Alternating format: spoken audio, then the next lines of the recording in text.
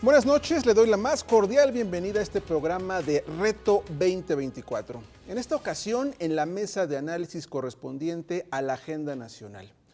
Hoy abordaremos un tema clave para el desarrollo democrático de todo país. Me refiero a la consolidación del llamado periodismo independiente y los mecanismos que podrían existir no solo para alentarlo desde el discurso oficial, sino para garantizar que subsista, que sea rentable, que tenga ingresos y, por supuesto, que mantenga su independencia de actores políticos y económicos.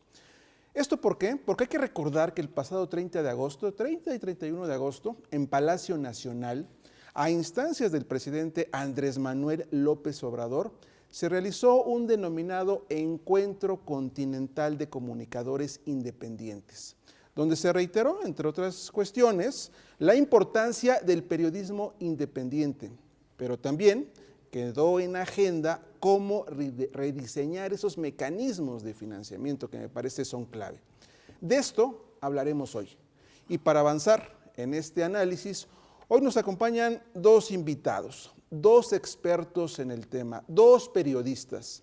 Tengo aquí en el estudio a Rogelio Hernández López, reportero de Asuntos Políticos desde 1978, escritor, lo recordamos por libros como Solo para Periodistas, defensor también de periodistas, colega, conocedor del medio. Rogelio, buenas noches. Gracias por la invitación. Gracias. Y también nos acompaña Gerardo Albarrán de Alba, doctor en Derecho, de Información por la UNAM, coautor de distintos libros también en materia política y promotor del periodismo de investigación, también defensor de las audiencias. Gracias por estar aquí, Gerardo. Al contrario, muchísimas gracias. Los retos del periodismo independiente precisamente es garantizar esos mecanismos que le ayuden a garantizar esa independencia de los actores políticos y económicos. Pero comencemos desde el principio. El pasado 30 de agosto, 30 y 31 de agosto, como le comentaba hace un momento, en Palacio Nacional se realizó este encuentro continental de comunicadores. Ahí, entre otros aspectos, se reiteró la importancia de respaldar al periodismo independiente. Pero, ¿qué seguiría para construir esos mecanismos de financiamiento?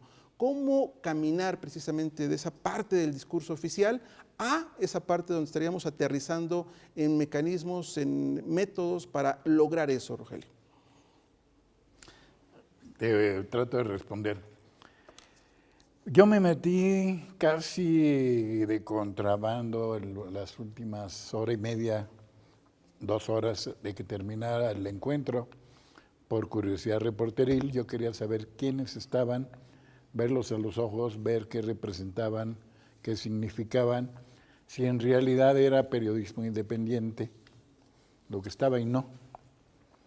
Sí, una buena parte eran muchachos, de los más de 300 que estábamos ahí físicamente, una buena parte eran muchachos, hombres y mujeres, que incursionaron en esto de la comunicación vía las redes digitales, una buena parte. Una parte de estos son los que cubren casi normalmente las mañaneras. No había un solo enviado de la prensa comercial, de la prensa convencional. Habíamos una parte más pequeña de los reporteros de muchos años, de los periodistas profesionales, que en su mayoría han sido desplazados tanto de los medios convencionales, de las empresas, por la ola de despidos que hubo durante 25 años a la fecha. Alrededor de 12 o 15 mil periodistas profesionales fueron desplazados de la gran prensa por las crisis, por las razones que quieras, por las redes digitales. Y otros, bueno, estos mismos buscaron en las redes sociales, en las redes digitales, buscaron las formas de tener su propio medio. O sea, son dos vías. Los muchachos que hacen youtuber o lo que sea parecido, y los periodistas que tienen medios digitales que fueron desplazados de la prensa comercial. Independientes se dice, pero ¿independientes de qué? Independiente entendemos, creo, independientes del poder económico, del poder político, de los otros poderes. Solo así seríamos independientes, pero tienen que comer. ¿no? Entonces ahí va lo de tu pregunta. ¿Qué hacer para eso? Hace tiempo que algún grupo de colegas empezamos a discutir y a planificar, a recuperar una idea que es de Miguel Ángel Granados Chapa, de que en México haya una ley que explique bien lo que es la prensa comercial, en el sistema comercial que convierte la información en mercancía, que es lo que venden los medios convencionales, y una prensa que no sea lucrativa. Ahí nos quedamos, ¿te parece? Y luego Perfecto. platicamos. Para pasar con Gerardo y no quitarle los segundos preciosos que tenemos en este programa, ¿coincidirías con lo que comenta Rogelio? Primero habría que definir qué es el periodismo independiente a la luz de lo que se encontró en este encuentro. El periodismo independiente es más una postura y una posición individual de los periodistas que del sistema. Esto es un fenómeno muy, muy complejo. Aquí en México vivimos en un sistema de medios que lo podemos denominar sistema liberal capturado. Y esto se refiere a que tenemos medios que responden a las características comerciales de un mercado abierto, pero que en realidad dependen demasiado de las dávidas, el financiamiento discrecional desde el poder político, y eso se tradujo durante todo el siglo XX en subordinación e instrumentalización de la prensa y de los medios en general. Esto fue prácticamente todo el siglo XX, es la historia de nuestros medios, pero esto no cambió con las transiciones que hemos vivido en el poder. Para acercarnos a lo que es este fenómeno, tendríamos que recordar que el periodismo no ocurre en un espacio vacío, no es algo externo, no es algo aislado. Es producto de la historia y del entorno en el que opera.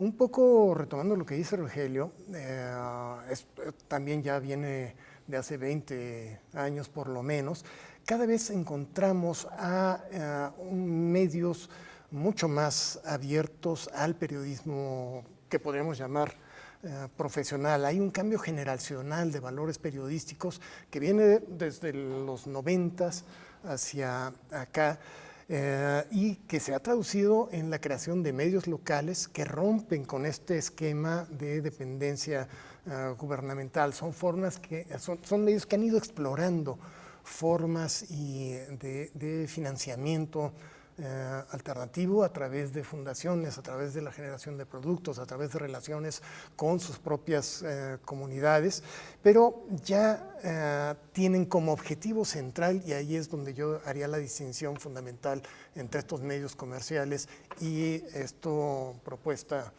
original de Granados Chapa que retoma Rogelio, medios que están pensando en hacer periodismo dirigido a sus comunidades, a sus audiencias y ya no a los poderes económicos y a los poderes políticos como la mayoría de los medios tradicionales. Me parece que ahí tendríamos una primera definición: periodismo independiente, aquel que estaría dirigido a la comunidad. Por supuesto. Construcción de comunidad. Y ahora sí pasamos a la segunda parte. Ya tendríamos un esbozo, pero ¿cómo precisamente asegurar su financiamiento? Comentabas la propuesta del periodismo no lucrativo. ¿En qué consistiría? Sí. Me gusta esa idea final que haces conclusión. Cuando yo empecé a incursionar en las redes sociales y creé una cuenta en Facebook hace mucho, me pidieron que hiciera un lema, entonces me salió casi de manera natural por mis tendencias izquierdistas de poner ahí que yo creo en el periodismo de responsabilidad social. Y sigo creyendo. Es decir, ahora buscando ese argumento, ese es justo la esencia, el fondo de la propuesta de la prensa no lucrativa. ¿Cuál es la que tiene que cumplir con la responsabilidad de servirle a los públicos, de informar a la gente sin distorsiones intencionales, sin consignas políticas, etcétera, etcétera? Los medios públicos. La idea original de Granados Chapa es: los medios públicos tienen que ser prensa no lucrativa, pero informar sin estar apegados al aparato de gobierno del momento. los medios públicos, los medios, digamos, autónomos de entidades públicas también, como las universidades, como los gobiernos de los estados, los medios indígenas de las comunidades. Esa era la idea original. ¿Por qué ahora habría que sumarle otros? Estos dos fenómenos de los que yo hablaba, de los últimos 20 años, pero que se han ido desarrollando, paralelamente son como dos sistemas nerviosos paralelos a los medios convencionales. Los periodistas que incursionan a las redes digitales, y sabemos que algunos son muy exitosos, como el caso de Astillero, como el caso de Carmen Aristegui, como Sin embargo, como La Silla Rota, como otras plataformas digitales que hay, pero abajo de ellos hay por lo menos 2,000 plataformas digitales de periodistas que trabajan en los estados. Aquí debe haber no menos de 200 en el Estado de México, y así en cada estado. Pero paralelos a esos hay otros que son estos comunicadores que no son periodistas profesionales y que parte de ellos estuvieron en la reunión de Los Pinos. Bueno, de Los Pinos dije, Palacio Nacional. Palacio. Entonces, la idea es incorporar a todos estos. ¿Cuál sería la condición? Que sean registrados en la ley de comercio, en la ley de impuestos sobre la renta, que sean reconocidos como prensa no lucrativa. ¿Por qué no lucrativa? Porque todos estos que trabajan por salario deberían, si tienen utilidades por venta de servicios o de publicidad, tendrían que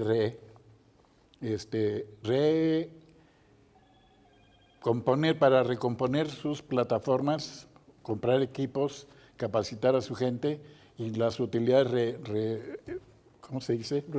¿Reembolsarlas, reutilizarlas? Sí, invertirlas, ¿no? Reinvertirlas justamente en su propio desarrollo, pero siempre y cuando con una condición, que tengan ombudsman para la defensa de la información, tanto de los públicos como de sus propios trabajadores. Y nos quedamos con una respuesta pendiente, Gerardo, el asunto de, ¿es factible ese tipo de propuestas en un contexto donde en México el periodismo ha estado muy acostumbrado, o sea, le ha normalizado mucho de estar mediatizado e incluso sometido a actores políticos y económicos? Como El decía periodismo hace- en general, sí. no el periodismo independiente. Como decía hace un momento, la buena noticia es que cada vez encontramos espacios y periodistas más independientes. Pero déjame hacerte una precisión en este punto, pensando sobre todo en los que van a la mañanera. No, los independientes no son esos, no son los que están yendo a la mañanera. Por lo menos no son todos los que están, ni están todos los que son. Peor aún, en este sexenio, lo que hemos visto es que estamos entrando a una nueva etapa de relación prensa-gobierno que está inaugurando otra forma de clientelismo en la relación prensa-gobierno. Y por clientelismo entendamos aquí el intercambio de favores materiales a cambio de apoyo y o subordinación política. Dicho más claro, las relaciones clientelares crean vínculos entre individuos y que reciben estos favores y quien los otorga. Eso es lo que estamos viendo y eso no es nada propicio para que ocurrieran cambios como los que está proponiendo Rogelio en la ley. Esto es una forma asimétrica de relación social entre medios y prensa que condiciona el acceso a estos recursos, a la lealtad o a la sumisión de los medios. Lo opuesto es que tuviéramos una distribución de recursos públicos mediante criterios universales y equitativos, es decir, establecidos claramente en la ley. Lamentablemente, como estamos hoy, el modelo clientelar de la relación entre prensa y gobierno está representando el riesgo de que, al igual que con la prensa comercial y tradicional que vimos a lo largo del siglo pasado, el poder político hoy tenga la capacidad de manipular la información, de orquestar en los medios campañas contra los opositores y de generar supresión de contenidos críticos o de denuncia mediante la autocensura. Y estamos aquí abordando un tema que también es muy interesante, el tema del clientelismo mediático, que ocurre en distintos escenarios y en distintos contextos. En este aspecto, y engarzándolo con la propuesta del periodismo no lucrativo, precisamente cómo evitar que eso ocurra en un contexto donde estaríamos hablando de una propuesta, digamos, noble, para evitar que precisamente los periodistas sean sujetos de sometimiento. Me gusta la idea de normar, de crear normas. Lo que vemos hoy es que la mayor parte de la prensa convencional, es decir, las grandes televisoras, las cadenas de radio, las cadenas de impresos convencionales, hoy son opositores a un proyecto general. Este proyecto general que encabeza López Obrador y seguirá Claudia, no tienen esos medios a su favor como en otros países los grandes medios están apegados a los gobiernos, no aquí. Entonces, por eso ellos usaron estas plataformas y las han usado exitosamente con ayuda de los medios públicos, ¿no? Los medios públicos han desarrollado muchísimo. Bueno, ¿qué hace falta entonces? Yo pienso que deberíamos de pensar en lo ideal para poder acercarnos. Lo ideal es una ley de comunicación social, una ley de medios, donde se reconozca a nuevos sujetos. La prensa comercial, tal cual, no se toca, sigue por propiedad privada, hagan lo que quieran, van a seguir con los proyectos lo que quieran. Los medios públicos, como tales, los medios de servicios informativos digitales o de prensa independiente, de periodistas independientes, como nuevo sujeto mercantil. Ahí pueden o no estar los llamados blogueros que hoy reciben dádivas, limosnas diría yo, porque son por medio de una empresa, una terciaria que los contrata y les paga 20, 30 mil pesos para servir al presidente en las mañaneras. Pero el nuevo sujeto mercantil entonces tendría una nueva condición de ser reconocido, insisto, por distintas leyes. Pero el otro sujeto es los periodistas profesionales. Considerar a las personas físicas periodistas como que están en una actividad de interés público que por lo tanto debe ser tutelado y protegida su actividad por el Estado. Y ahí entraríamos a un tema que, si me permiten, para adelantar la pregunta, el tema de la regulación publicitaria o de la asignación publicitaria. No sé si estarías de acuerdo en eso, Gerardo. Sí. Un tema donde estaríamos avanzando sería también el regular la asignación publicitaria con el fin de establecer reglas claras. Sí, nada más que ahí te vas a encontrar con una dificultad. Realmente es muy difícil e incluso sería ingenuo pensar en una solución para la prensa mexicana. No existe tal.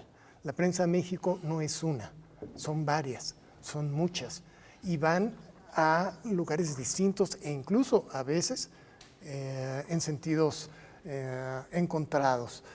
Una vez dicho esto, sí podríamos decir que hay que trabajar en una ley de medios que garantice la distribución de recursos públicos a través de publicidad oficial y de estímulos fiscales con criterios claros y transparentes, es decir, con criterios que sean verificables y sujetos a escrutinio público. Este es un pendiente no solo a nivel federal, esto tiene que pasar en los estados y tiene que pasar en los municipios. Una parte con la que discrepo aquí con Rogelio es que no existen los medios públicos. Esta misma televisión mexiquense no es un medio público, sigue siendo un medio de gobierno. Este sexenio incluso ha minado la posibilidad de avanzar en la creación de un verdadero sistema de medios públicos, desapareciendo a la única agencia que por ley ya era un medio público, que es Notimex. Hay mucho que avanzar en este terreno, pero si no tenemos un marco legislativo que nos permita pensar en un mecanismo de financiamiento específico desde los gobiernos federales, estatales y municipales, que sean fiscalizables por los congresos locales y por el Congreso Federal, para que sean destinados verdaderamente a medios de comunicación de perfil social e independiente, está realmente más que en chino Complejo. poder avanzar hacia esa parte. Y en esta tesitura de la propuesta del periodismo no lucrativo, ¿cómo adviertes que sería esa vía que comenta Gerardo? ¿Cómo crear precisamente esos financiamientos específicos para medios periodísticos enfocados a temas, a aspectos sociales? ¿Cuál sería la alternativa? Es que está relativamente fácil. Hay una ley de comunicación social que muchos periodistas y entre otros nosotros se calificó como la ley Chayo, que viene del último gobierno federal del PRI. Se actualizó cuando empezó el actual gobierno federal, que está por terminar, y ahí no aplicaron, pero sí pusieron algunos criterios de asignación para la publicidad. O sea, hablaban que tendría que ser, entre otras cosas, transparente y equitativo. Eso no ocurre. Y yo entiendo que lo equitativo que debió ocurrir es que según el medio y su alcance, debió habérsele asignado publicidad, pero no. Lo que se hizo en la práctica es esto, de con un proyecto político apoyar solo a los que apoyaban al proyecto político y no eludirse de los que tienen más poder. La lista general de publicidad que hay hoy siguen siendo los 4 primeros lugares, son las 2 grandes televisoras, las 2 grandes cadenas televisoras, más el periódico La Jornada, que es el periódico más afín a este proyecto de gobierno, y luego en 5º o 6º lugar aparece una gran empresa que es la mediadora para pagarles a todos los chiquitos, ¿no? No sé cuántos tenga contratados, 300, 500. Si esto fuese equitativo, si el gasto publicitario fuese equitativo, entonces tendría que hacerse no solo en el gobierno federal, sino en los estados también, que hubiera unas leyes similares en los estados para que hubiera equidad, insisto. La equidad es quién hace periodismo de cercanía que va con la gente que no están atendiendo a los demás medios. Estos, bueno, a esos también va el presupuesto, pero no se los dan porque no tienen registro, porque no son empresas, porque no tienen forma de comprobar con facturas, etcétera, etcétera. Por eso hay que crear al sujeto, ¿no? De acuerdo. Bueno, el tiempo se nos acaba. Digo, a manera de conclusiones, quisiera hacerles la pregunta a ambos. Me parece que estamos en el reto de transformar esa histórica relación entre prensa y Estado. A manera de preguntas y a manera de conclusiones, quisiera, Gerardo, Rogelio, que comentaran cómo, entonces, precisamente ir caminando hacia esa transformación de esa histórica relación entre prensa y Estado que pues hemos dilucidado, que hemos esclarecido durante esta mesa.